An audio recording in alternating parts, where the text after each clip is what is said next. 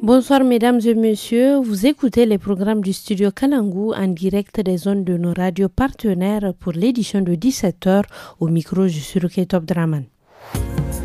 Au sommaire, la distribution de l'eau sur le périmètre irrigué de Birnin-Konni est interrompue pour non-paiement des redevances par les agriculteurs. Des précisions dans un instant. À Difa, une conférence débat à l'occasion des 16 jours d'activisme contre les violences basées sur le genre organisée par la direction de la promotion de la femme et la protection de l'enfant. Les écoles et les sites de réfugiés sont concernés. Dans la partie magazine de ce soir, la migration clandestine des femmes de la commune de Daouché est à suivre. Je l'annonçais à Birnin-Konni, région de Tawa, le non-paiement des redevances par les agriculteurs a poussé le service chargé de l'irrigation à interrompre la distribution de l'eau dans le périmètre irrigué. Que faire face à cette situation quand on sait que les acteurs ruraux sont pleinement dans la période des travaux de culture de contre-saison? Le président du comité du service de l'irrigation, Adamou Abdou, nous explique la situation au micro de Asmana Moussa Rzika. Lorsqu'on a tenu l'Assemblée générale, on a informé les représentants des producteurs. C'est à leur présence qu'un délai d'1 mois a été fixé. Il a été demandé à tout producteur qui a cultivé pendant la campagne agricole de payer la redevance avant l'expiration de ces délais. Mais jusqu'à 3 jours après la fin du délai, les producteurs n'ont pas payé. Or, pour faire la culture de contre-saison, il faut de l'argent. Et c'est l'argent qu'ils vont donner qui sera utilisé. Mais ils refusent de le faire. Je tiens à leur préciser que tant qu'ils n'ont pas versé cet argent, ils n'auront pas de l'eau pour mener leur activité. C'est ce que le texte prévoit. Nous sommes obligés de leur dire la vérité.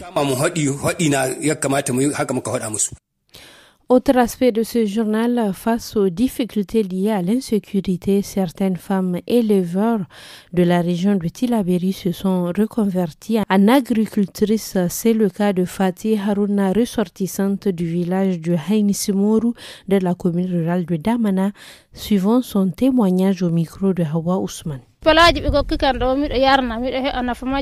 m'ont donné des planches pour faire du jardinage. J'ai mis du moringa et des aubergines. C'est une amie à moi qui m'a offert cet espace. C'est avec cela que j'arrive à nourrir mes enfants et satisfaire leurs besoins. Mais je n'ai pas commencé à vendre mes produits d'abord. J'ai 9 enfants. J'ai marié mes 2 grandes filles. Nous étions en brousse. C'est à cause de l'insécurité qui a rendu inaccessibles les zones de pâturage. Parfois, les hommes armés viennent pour emporter nos bétails. Voilà les raisons qui nous ont ramenés dans ce village. L'appel que je lance à mes frères et sœurs, c'est de s'adapter au maraîchage, de ne plus se baser sur l'élevage seulement. Je suis vraiment satisfaite. Aujourd'hui, avec l'élevage en cours, plusieurs risques comme le conflit intercommunautaire qui des fois cause des victimes, c'est des choses qui arrivent souvent. Mais aujourd'hui, on a abandonné l'élevage. Mon mari est devenu un agriculteur.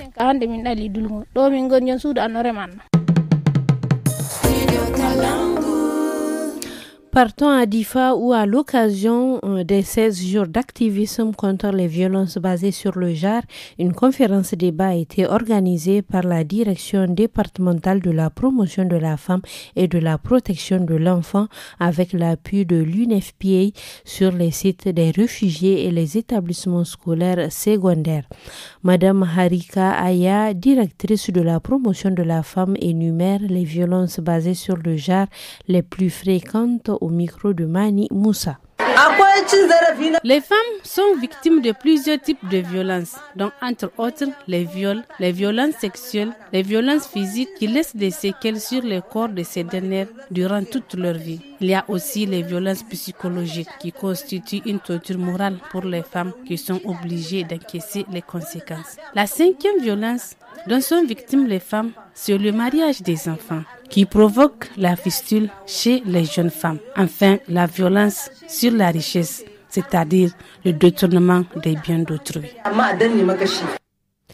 Revenons à Niamey où depuis quelques semaines, une hausse du prix de l'huile de cuisine est constatée. Cette augmentation des prix a suscité des inquiétudes chez la population, notamment ceux à revenus modestes et les revendeurs. Les conséquences de cette situation sont multiples, pénurie temporaire, augmentation du coût de la vie, suivant ce reportage de Samira Rouafi. Autrefois omniprésent dans les cuisines, le son de la friture d'huile se fait désormais de plus en plus rare. Reflet de la difficulté croissante de se procurer ce produit essentiel à cause de la hausse des prix. Face à cela, de nombreuses femmes, principales utilisatrices de l'huile pour la cuisine, expriment leur mécontentement et leur inquiétude, car cette augmentation impacte directement leur quotidien. Elles témoignent. L'huile est devenue chère, de telle enseigne que même pour la préparation des mets, on ne peut pas faire comme d'habitude. On met juste un peu. Parmi les personnes les plus touchées par cette hausse, Hanatou Zakari, une vendeuse de beignets dans une école primaire, qui constate une baisse significative de son chiffre d'affaires. Nous qui faisons du petit commerce de beignets pour vendre dans les écoles, nous faisons face à cette cherté d'huile et cela impacte notre petit commerce. Nous lançons un cri de cœur aux autorités de nous aider à surmonter cette situation. Malgré les difficultés, Aliou Moussa, un vendeur de condiments, partage son expérience et explique comment il parvient à faire preuve de résilience face à la cherté de l'huile. Vraiment, le prix de l'huile a augmenté ces derniers temps. Nous sommes à notre tour obligés de hausser le prix pour le vendre. Le bidon de 25 litres coûte 31 000 francs. D'autres le vendent à 31 500. Le bidon de 5 litres coûte 6 500. C'est le dernier prix. Nous vendons des condiments, donc nous sommes obligés de vendre l'huile. Avant, on trouvait le bidon de 5 litres à 5 750. La région de Zender est une zone de production par excellence de la canne à sucre. Chaque année, en cette période de froid, l'activité de la canne à sucre est florissante à Matamei. En dépit de l'abondance de la pluie qui a provoqué des inondations, certains producteurs ont tiré leur épingle du jeu. Selon Badamassi Maman, grossiste de la canne à sucre dans le marché de Matamei, comparativement à l'année passée, les commerçants feront de bonnes affaires cette année. Il est au micro de Hassoumi Gourouza. Depuis là-bas, on achète la boîte de la canne à sucre à 5 000 francs et on la transporte à 500 francs. Ici, nous vendons la boîte à 6 000. Si la canne à sucre est de très bonne qualité, on la vend à 6 500 francs. Cela fait environ 50 ans que j'exerce cette activité. S'il faut comparer entre l'année passée et cette année, on peut dire qu'elle coûte plus cher cette année, car la canne à sucre a été endommagée par les eaux. Et jusqu'à présent, certains endroits sont submergés par ces eaux. On ne peut même pas traverser. Quelque part, même un véhicule ne peut pas passer. 2 morts et plusieurs blessés dans un accident entre taxi-moto dimanche passé dans la ville de Balayara. À cette occasion, le service de la protection civile de Balayara conseille aux usagers de la route à plus de prudence et appelle les responsables de la sécurité à prendre des mesures. Écoutons les explications de l'adjudant Boubacar Karim Maïga, directeur de la protection civile de Balayara, au micro de Hassan Moumouni. À notre arrivée, nous avons trouvé 3 motos. 5 personnes sont impliquées dans cet accident. 2 ont perdu la vie, une fille et une personne âgée. 2 autres sont grièvement blessés et l'autre a eu des blessures légères. L'appel que je lance à la population, surtout ici à Balayara, nous constatons que le jour du marché, il y a une circulation intense des motos et des voitures, du centre-ville jusqu'au marché du bétail à la périphérie. Ce qui fait que chaque jour du marché, des accidents se produisent. À notre avis, c'est les véhicules qui stationnent au bord du goudron qui provoquent ces accidents. Il est donc important que ceux qui sont chargés de réguler la circulation doivent attirer l'attention des motocyclistes pour qu'ils roulent doucement.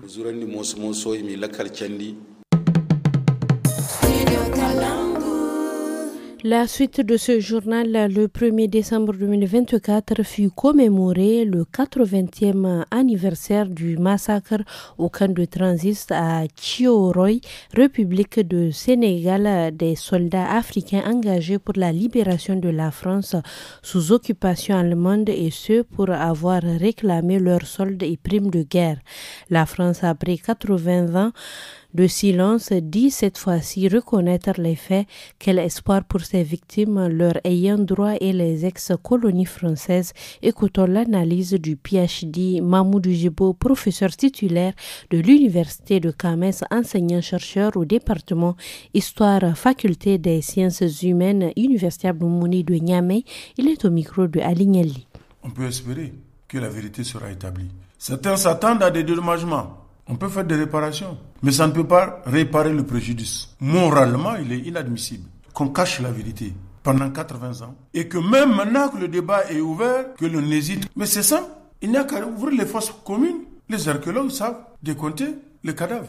Aujourd'hui, avec les tests ADN, beaucoup de choses peuvent être établies. Donc, certains s'attendent à des réparations financières. D'autres estiment qu'ils seront satisfaits à partir du moment où la France aura reconnu qu'elle a commis un crime d'État. D'autres, par contre, veulent l'utiliser comme argument pour dire voilà une des raisons pour lesquelles nous devons rompre avec la France. L'un dans l'autre, on risque d'oublier ceux qui n'ont pas été abattus, mais qu'on a soigneusement écartés de l'entrée victorieuse à Paris.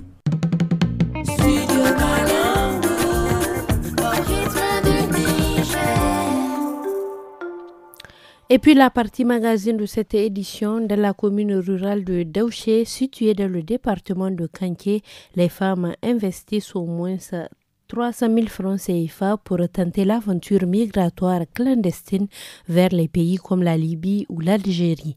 Une fois sur place, elles se retrouvent souvent à mendier. Traquées par les autorités locales, elles sont refoulées, perdant tout ce qu'elles espéraient trouver dans ce qu'elles considéraient comme un Eldorado. Fanta Chamsou s'est rendue dans cette commune pour en savoir plus. Je vous laisse apprécier son reportage.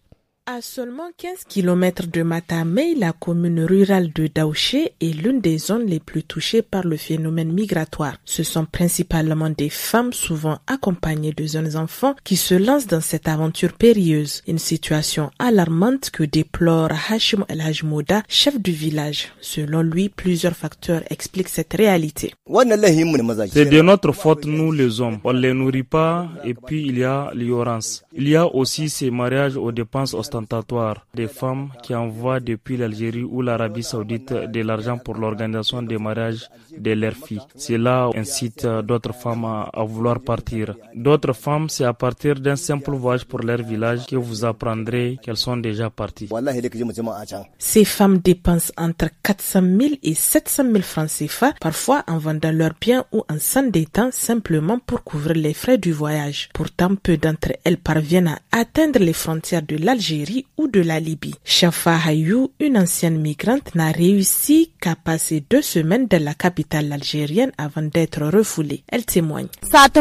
On a juste fait 2 semaines là-bas quand ils nous ont refoulés. Je ne vais plus y retourner. La seule activité que nous menons, c'est la mendicité. On ternit l'image de notre pays. Je ne vois aucun intérêt dans cette migration. On passe la nuit sur les trottoirs, sous le froid. Même si on veut se mettre à l'abri, on ne peut pas.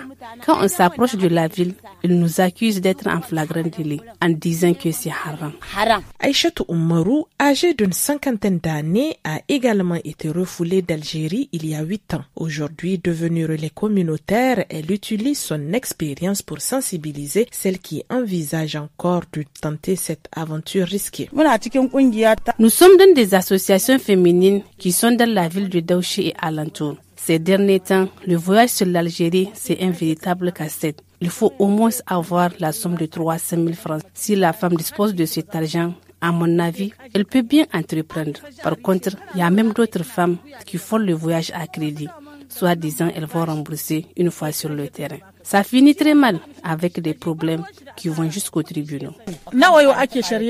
Selon les chiffres de la préfecture du département de Kanché, plus de 1000 Nigériens originaires de cette région ont été refoulés des pays voisins en mai 2024.